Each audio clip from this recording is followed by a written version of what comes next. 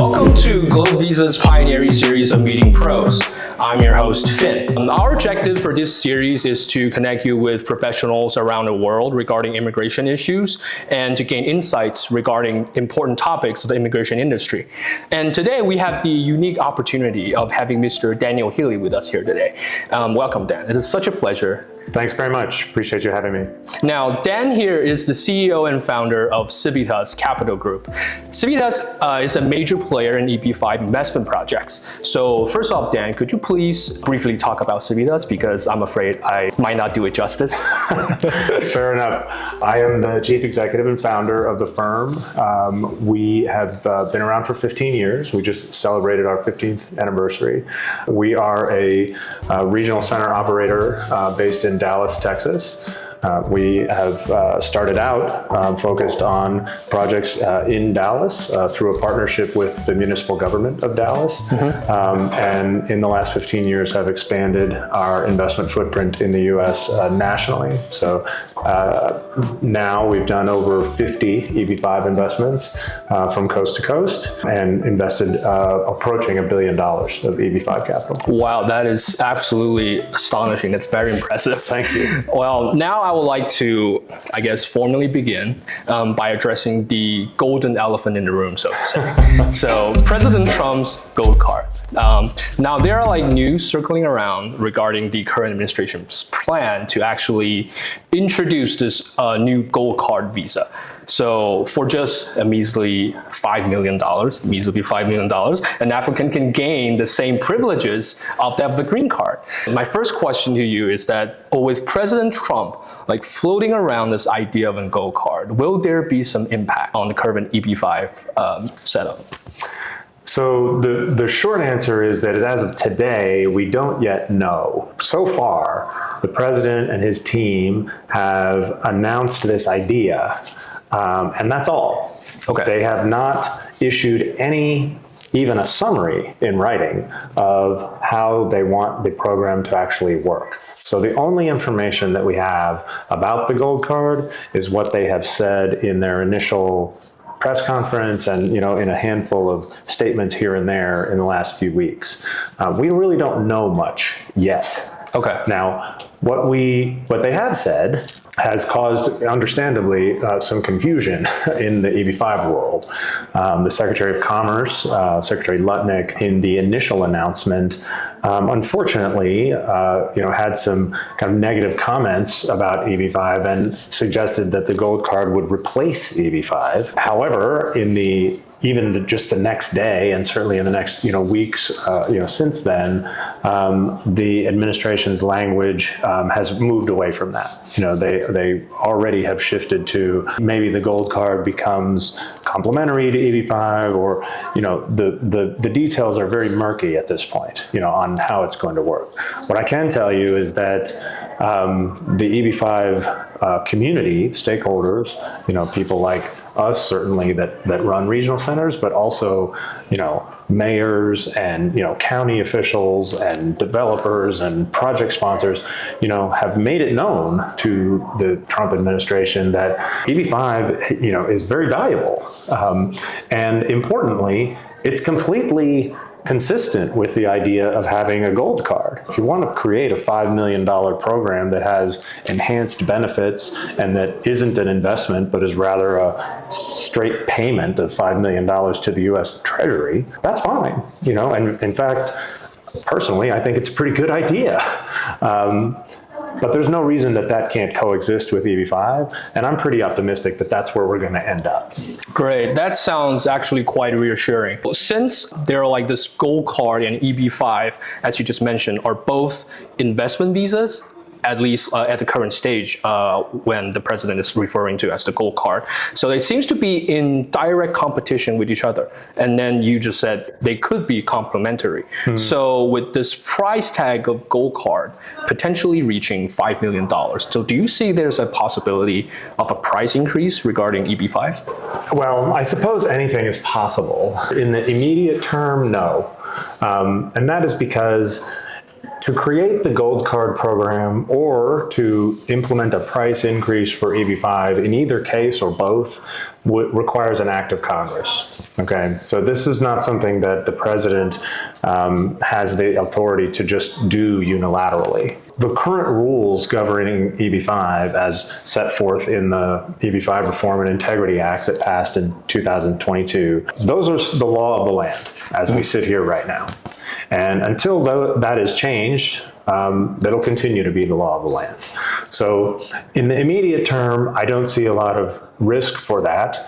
But having said that, what we've seen with this president is that he is more than willing to be very aggressive about exercising his authority. So for people who are considering EB-5 for their family, I would urge you to move sooner rather than later, because there is uncertainty, of course. As for the two things being competitive, I don't really see it that way. There is a big difference between $5 million and $800,000. I mean, that's a wide spread. And there's also a big difference between making a $5 million payment that you are not going to get back and making an $800,000 investment in a job-creating enterprise where the idea is that after a few years you do get a return on and a return of your investment. So you're really talking about serving two different segments of the market. The number of people that can afford to simply write a check for $5 million is obviously much smaller than the number of people who can afford the current EB-5 structure. So it's different. Certainly. I mean, from what I have learned about through press conferences or certain statements from the President Trump's cabinet, how they describe the Gold Card project is like paying as you just said, a direct payment to the government of the United States instead of investing into certain investment projects and to basically a targeted area to bring employment and also regional developments as such. Right. So that will be quite different. Very different. And it is not coincidental that the gold card idea has been introduced now. The timing is not coincidental. And by that I mean, when in their announcement, when they talked about, hey, maybe we can sell 1 million gold cards at $5 million each, that adds up to $5 trillion. That is a huge, unfathomable sum, but they're focused on that and not on investment, because one of the main drivers for this is to generate revenue for the Treasury that will allow them to pay for things in the broader federal budget that they want to pay for. That is a major, motivator behind this policy that really isn't related to EB-5. EB-5 does not play that role. Understood. So from a lot of ways, both the legal structures of the current United States government and both from how the gold card could be introduced. So from the murky information that we currently have, so would you consider like the gold card being either impractical or that is in a completely different lane with EB-5? I would not consider it impractical. Okay. I think it's a very real idea. Okay. I think the administration is very serious about it. Okay. It's just early in the process. Understood. We just don't know yet. Okay. I can tell you, from my personal, experience and knowledge that the idea has generated quite a bit of, discussion and excitement among members of Congress in the House and the Senate, and you can be assured that they have their opinions about how this might work, because the whole program is going to require legislation that has to go through them. I think we're going to see a lot of different ideas about the details of how this could work. It's possible that folks could make proposals that tie the gold card closer to EB-5 or create tiers. There's a lot of ideas floating out there, but there's going to be a process of winnowing those ideas down to what actually gets proposed and then what actually gets voted on, if anything. As you know, it's very difficult to get anything done in Congress. Yeah, sure. So there's no guarantee but I do think it is a serious proposal from the president. Understood. I think that really clears up a lot of confusions about gold card such early in the process. And also, I think that is a quite reassuring comment from you regarding the entirety of the EB-5 program. From now on, I think like with the confusion out of the air, so what is the most beneficial move for investors nowadays, considering EB-5 projects to move? The timing is everything. Yeah. And what we have now, since the passage of the Reform and Integrity Act in 2022, created a very significant incentive for investment in rural areas, for EB-5 capital to be deployed in rural America. That incentive, as you know, has been very successful. Overnight, it really moved the market.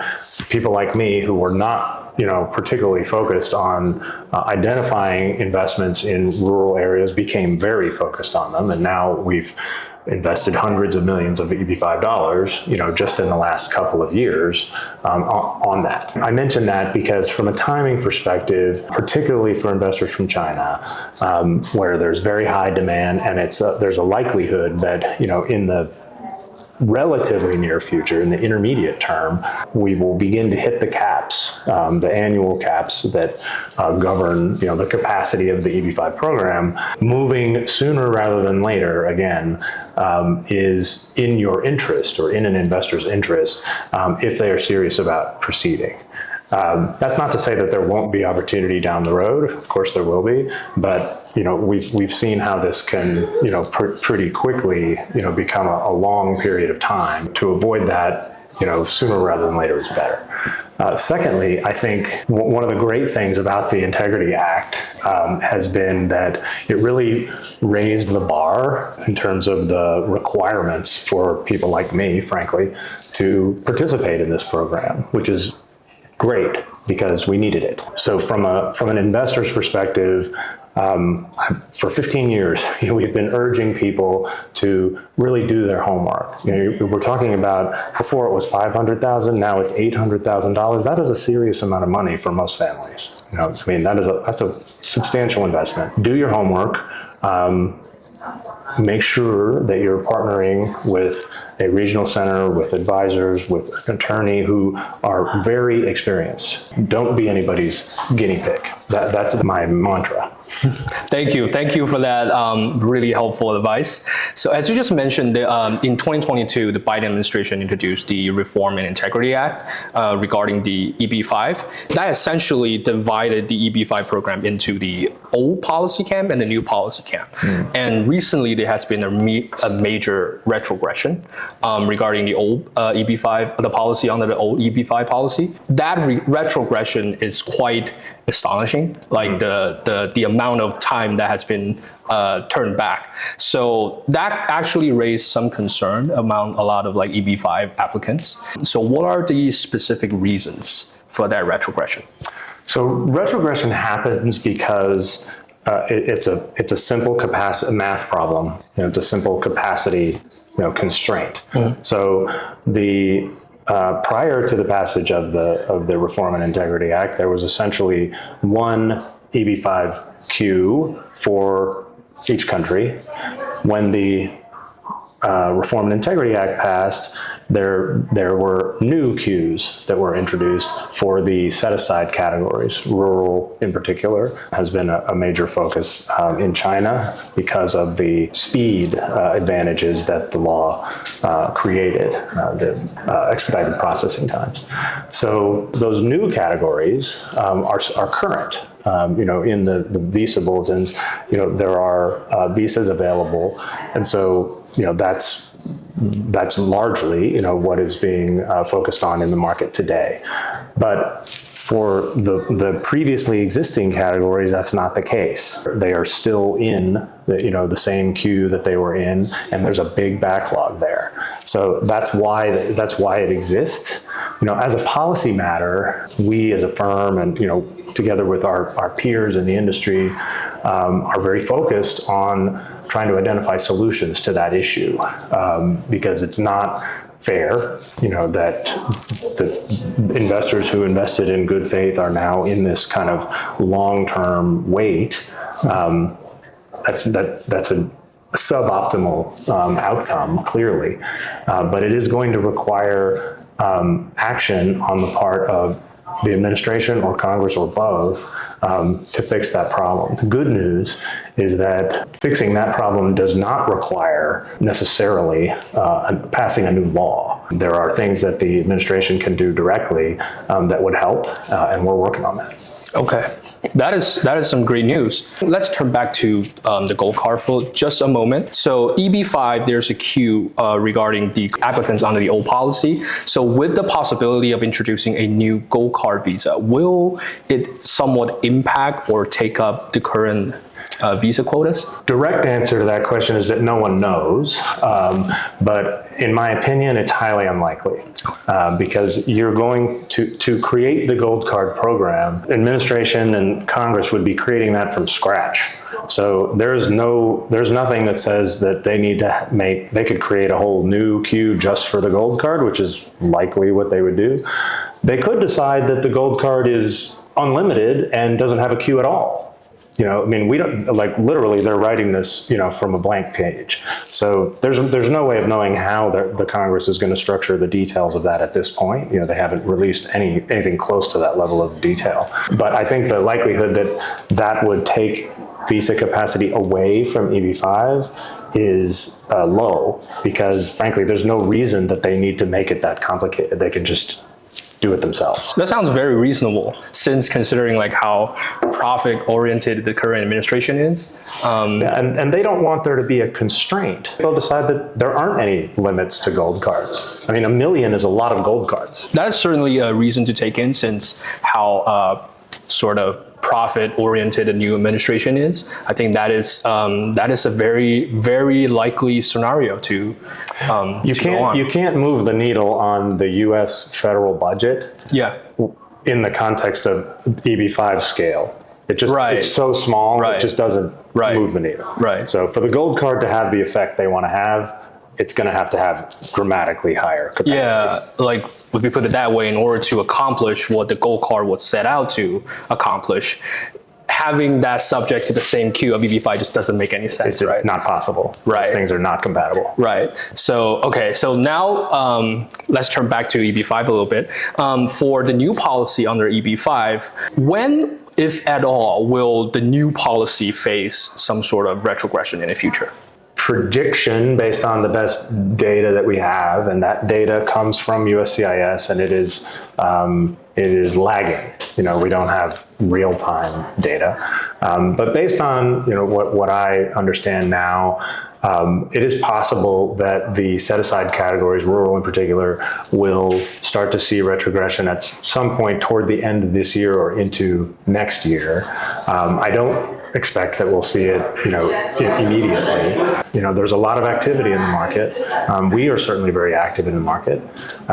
So again, for investors that are considering this, the time is now. So I think now we have reached our final segment of this interview. So I would like to pivot a little bit towards the future of EB5. So do you have any potential predictions regarding the future of EB5 programs? Because from other employment-based categories like EB1 and also EB2 recently has faced some kinds of changes, like the USCIS had put out, it raised the bar a little bit. So will that same thing happen to EB5? It's possible that we will see administrative changes from USCIS under the Trump administration. At this point, it's amazing, but President Trump only took office 2 months ago. Yeah. So they have flooded the zone with change. Not just in EB5, but in general. Yeah. Right. So there's so much going on. It seems certainly possible that as the Trump organization, the appointees and the senior people kind of put their stamp on how USCIS works with respect to EB5, that we could see some policy change.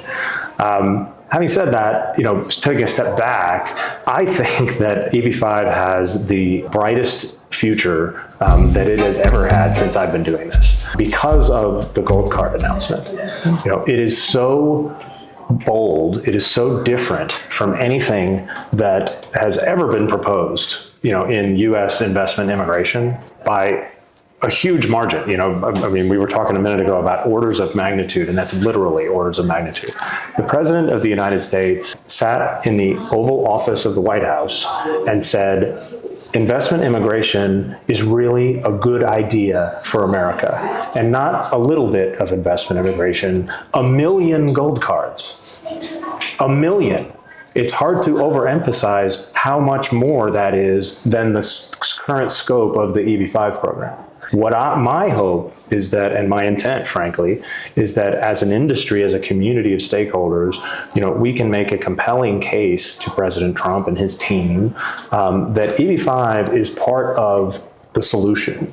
EB-5 has a 30-year track record now, and especially in the last few years since the passage of the Integrity Act, of doing what it's supposed to do, creating jobs, channeling capital into, a whole range of U.S. industries, especially when the economy is, rocky. That's when EB-5 shines the most. For my money, I'm pretty confident that if I get a chance to make that case, we're going to be working very closely with this administration, not just to have an EB-5 program that works, but to expand it significantly. For years now, we've been working, for example, on advocating to change the derivative policy. Right. The policy that requires currently the spouses and children associated with a primary investor are counted, visas that are issued to those spouses and children are counted against the annual 10,000 visa allocation. Well, that's not in the law. That is an administrative interpretation that goes back to the early 1990s that could be changed. There's no reason why a president who is prepared to issue 1 million gold cards, couldn't make what, in the context of that, is a pretty minor change, but that would have dramatic implications for the EB-5 program, in particular the investors who are in the current backlog. And I think there's a lot of opportunity for creativity here that we really haven't seen ever, since I've been doing this. Right. I mean, starting from at the beginning of this interview, my thoughts regarding gold cards and the EB-5 programs, they were competitors, or the gold card will somehow in the future may supplant the EB-5, and now you have completely convinced me that this is absolutely not the case. And also, I think back to, before the establishment of the EB-5 program, there's no other way of investment immigration for the United States. And the establishment of EB-5 was a revolutionary moment, right? And so what you just say could be the gold card visa could be somewhat of another lightning rod for EB-5. It would be a watershed moment for sure. If they get this done, I think it would be a watershed moment. And, the president wants to usher in his words, a golden age of American prosperity, right? EB-5 is about American prosperity. Absolutely. EB-5 is a program that costs U.S. taxpayers nothing, that attracts billions of dollars annually of investment capital to U.S. industry. It's required to create jobs. What's not to like if you're trying to usher in American prosperity? I'm a real estate guy, so I'm always an optimist, but in this case, I think it's justified. So with coming off that note, we are all being optimistic here. With the new administration in power, will Civitas consider launching other EB-5 programs? Oh, for sure. Okay. Yeah, we are active in the market right now, and we have a very active pipeline. We are all in on EB-5. We think the future is bright. Now, to do what we want to do as a company requires that we increase the program's capacity in some way or another. And that's what I mean when I say, I think from our company's perspective, we have big dreams. We have aggressive goals. And to achieve those, we're going to have to engage, with this administration and every administration, right, to continue to strengthen and we hope, expand the capacity of the AB5 program over time because it is proving itself, that it does what it's supposed to do. I'm pretty confident about that, and we'll see what happens. Yeah, just playing the devil's advocate here. Please don't hate me. No, it's okay. So, with such an aggressive goal of expanding within Civitas, do you see any potential risk? Of course, we're in a business that is based on risk. The AB5 program literally requires every investor to take risk. That's one of the things that distinguishes it from the gold card. The gold card, there's no risk. It's just a guaranteed loss. Okay.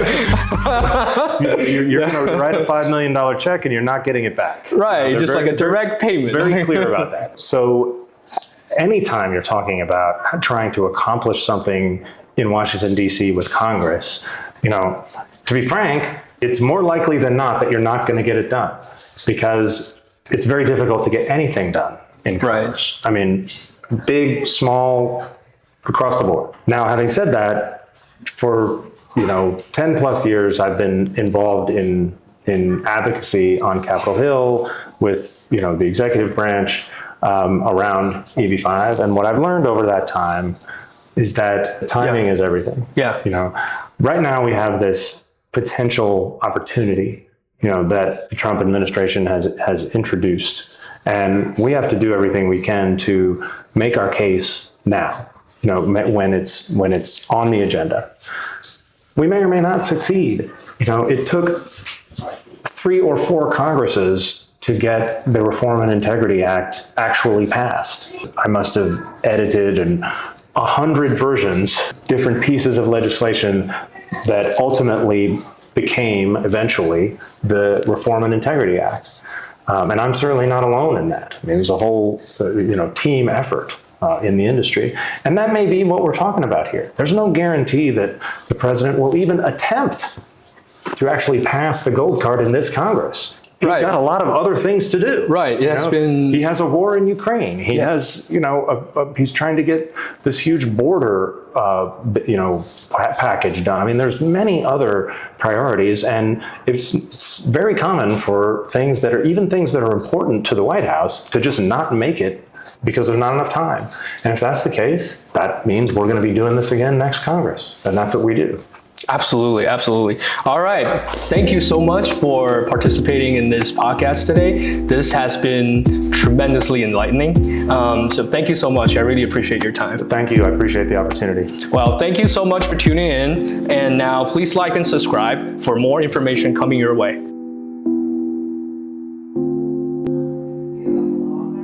No, not really.